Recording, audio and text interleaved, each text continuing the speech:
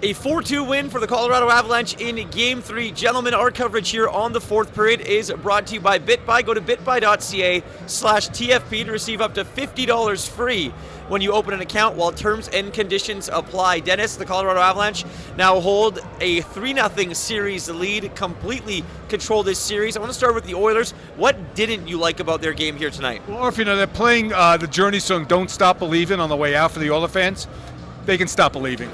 The series is over. Just not enough desperation for me. I'm sorry. After Connor got that goal in the first minute of the game, him and Leon combined for 6 shots. Just not good enough. More of what I saw from Game 2, to be honest with you. It just wasn't. They needed to play this like a Game 7. They played it like a Game 3. Yeah, absolutely. This was not, I know a lot of people, especially on social media, are throwing all the blame and all the shade on the goaltender, Mike Smith. And yes, you can't let that third goal in. No. But he is not the reason they're down 3-0 in this series. I'm sorry, Oilers fans. As much as you want to toss the blame his way, that's not the reason. They got shut out in Game 2. Yeah. They weren't producing enough offensively or defensively again tonight in Game 3. And when you're not doing those little things, when you're losing the battles, when you're giving up controlled zone entries consistently, one after another, to the Colorado Avalanche, and just allowing them to create offensive chances and control the pace of play, you're not going to win the hockey game. Mike Smith needed to make that stop. Yeah.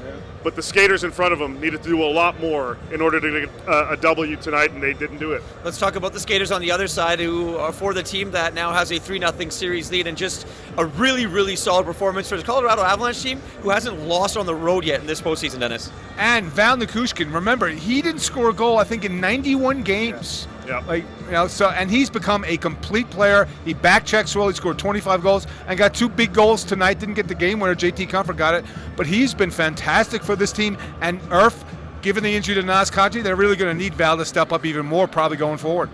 Yeah, that's going to be a big component here moving forward. It looks like, by the sounds of things, based on initial reports, that Kadri is done for at least this series.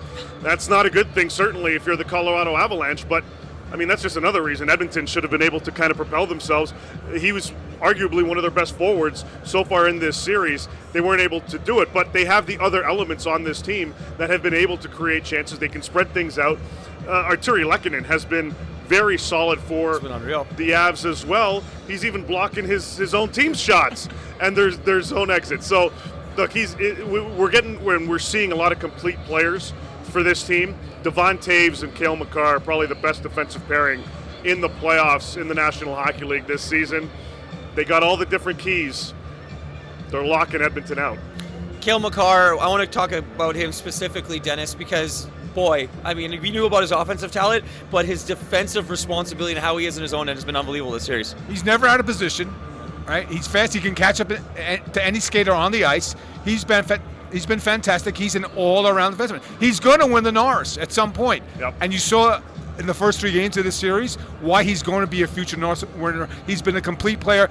If they go on, unless Nathan McKinnon scores a bunch of goals, I'm assuming they're going to go to the Cup final, you're probably looking at Cale Makar as your Conn Smythe winner. Gentlemen, thank you very much for this. The Colorado Avalanche now have a stranglehold on this series, up 3-0 against the Edmonton Oilers.